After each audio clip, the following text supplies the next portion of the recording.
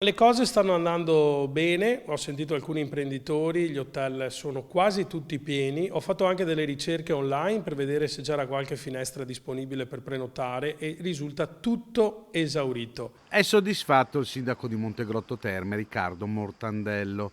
Il fine settimana lungo appena trascorso ha visto il tutto esaurito alle terme, con alberghi pieni e turisti per le strade. Molte le iniziative organizzate, come la Castagnata in corso il 30 ottobre e gli spettacoli teatrali a Villa Draghi, trasformata per l'occasione in una casa dei mostri, una Monster House. Il periodo, però, non è dei migliori. Oltre alle presenze ridotte di turisti russi, si aggiunge il caro energia che sta colpendo tutti i comparti. Gli stranieri coprono sempre il 40% delle presenze, il restante 60% sono italiani.